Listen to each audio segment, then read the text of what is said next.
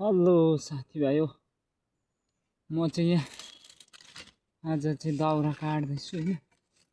दाउरा चाहिँ म चाहिँ यसरी आरीले काट्छु हैन। भामपोकले काट्दाखेरि बल बेसी जान्छ। आरीले चाहिँ काट्नु छ। जङ्गलमा छु हैन। भिरमा के भिड छ हैन। यो भिरमा आएर दाउरा काट्दैछु।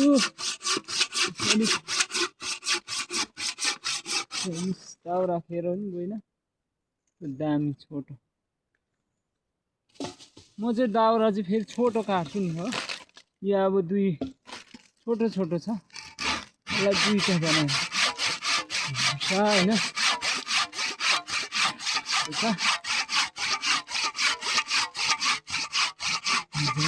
भिरमा कटाइन्छ। यो चाहिँ एकदम कडा काठ हो। तालपत्रा औ माथि यो चाहिँ तालपत्रा चाहिँ हुन्छ।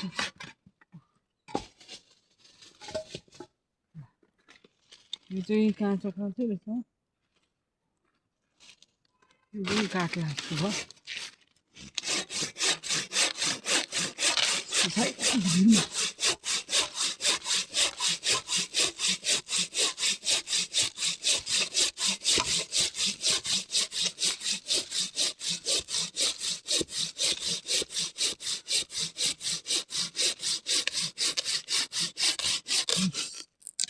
एकछिनमा काटिहाल्छ हो।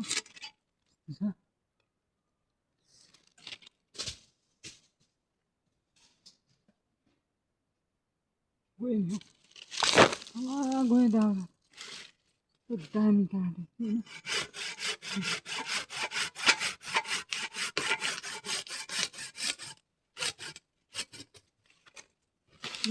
हैन कुर्बानी छ नि।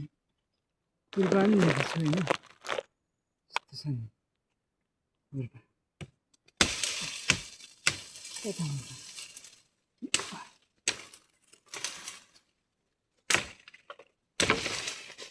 यो चाहिँ मेरो पापाले उहिलेको कुकुरी हैन। एक खुर्पा हँसिया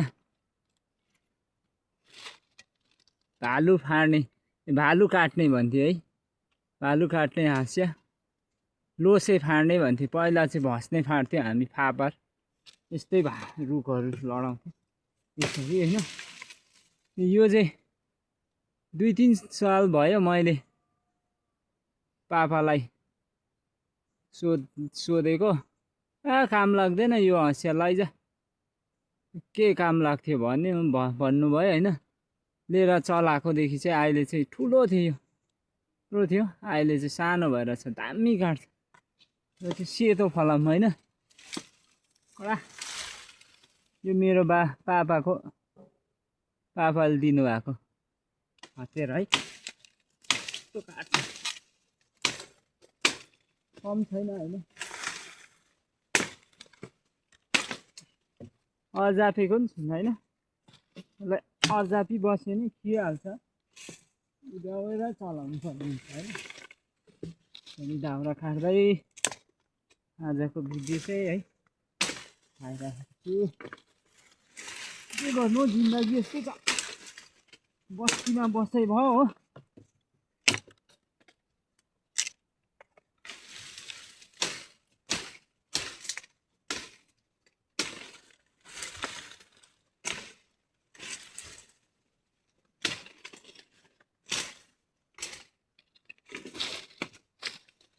साथीभाइ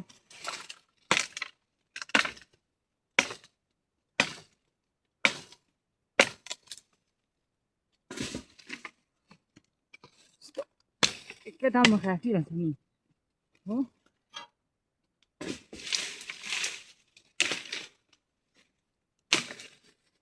दामी काट्छ।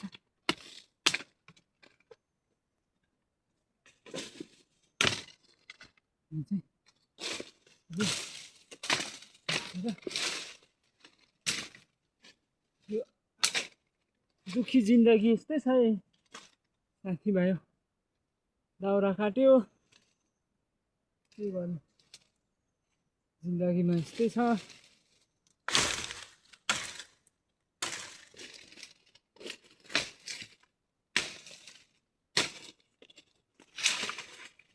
आज चाहिँ म पुरा घाँस काटे भयो है घाँस यो दाउरा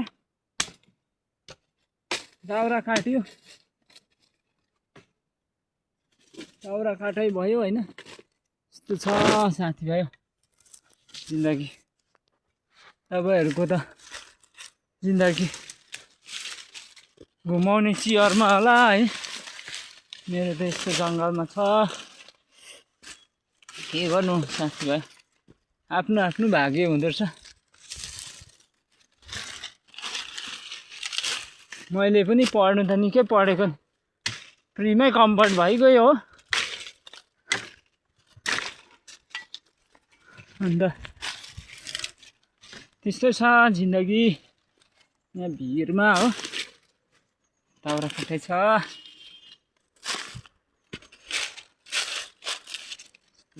साथीभाइ यहाँ हेर्नु दाउरा सुकिरहेछ हो मलाई चाहिँ यहाँ काट्ने होइन यस्तो काट्ने है